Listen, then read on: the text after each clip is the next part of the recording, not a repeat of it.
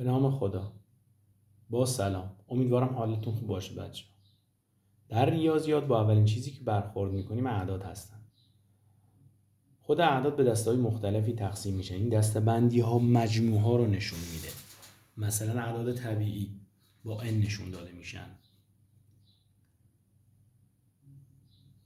1 2 3 و الی آخر. اعداد حسابی با w نشون داده میشن. 0 1 2 3. فقط اختلافش با اعداد طبیعی همون صفر هستش، یه صفر اضافه دارن. اعداد صحیح 3 تا نقطه، -2 -1 0 1 2 و باز هم 3 تا نقطه، یعنی تمامی مثبت ها، تمامی منفی ها و صفر. ببینید بچه ها، این اعداد خالص هستن، یعنی فقط خود همون عدد هستش، نه کمتر نه بیشتر. میون 0 و 1 بی‌نهایت عدد وجود داره، ولی اینها عدد خالص صحیح هستن. 0 1 هیچ اعشاری ندارند. حالا بحث اصلی ما جمع و تفریق هستش. تو جمع و تفریق علامت‌های اعداد خیلی مهمن. اگر علامت اعداد یکسان باشه اعداد با هم جمع میشن. مثلا 5 میشه این 2 و 3 میشه 5. چرا؟ چون هر دو عدد یکسان هستن. 1 به علاوه 1 یکسان هستن. 2 -1 -1 این دو عدد یکسان هستند. میشه -2. -6 -2 -8. اعداد یکسان با هم جمع یکسان، علامت یکسان، منظور علامت های اعداد هستن جمع. اما اگر علامت ها با هم فرق کنن، 6 منهای 2 مثلا علامت عدد بزرگتر رو میذاریم، از هم کم میکنیم. الان عدد بزرگتر 6 هستش، از هم کم میکنیم میشه 4. 4 مثبت میشه بچه ها، ولی معمولا مثبت رو در ریاضیات نمی نویسن.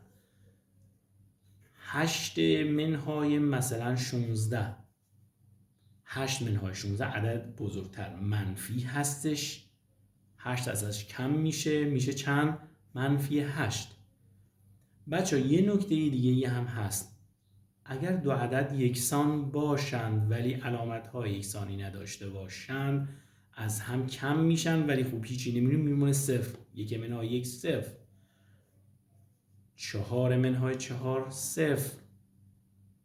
خب این از جمع و تفریق. بریم سراغ ضرب و تقسیم.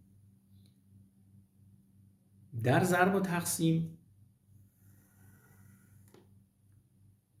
علامت اعداد اگر یکسان باشند عدد مثبت میشه. فقط همین. این دو عدد علامت یکسان دارن، پس میشه مثبت 14. اما اگر یکی از آنها عددا یکیشون مثبت یکیشون منفی باشه، اصلا دیگه داستان با این خیلی فرق میکنه، میشه -14. کاری هم نداره چون بزرگتر علامت منفی داشته و چون کوچیکتر. 7 باشه یا 2 مثلا تو این مثال، -7 ضرب در 2 باز همون -14 میشه، هیچ فرقی نداره.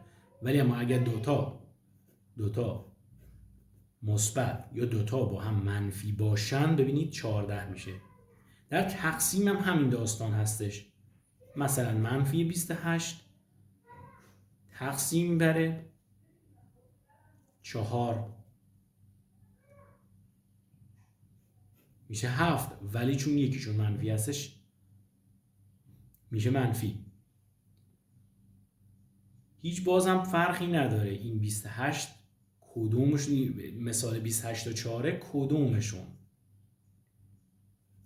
منفی باشه، هیچ فرقی نداره. باز هم مثل قاعده ضرب هستش، باز میشه -7. این تقسیم اینجوری هم بچه ها نوشته میشه به صورت کسری. اگه دوتا ببینید این با این هیچ فرقی نداره، دوتا یکسان هستن، هر دوتا منفی میشه مثبت.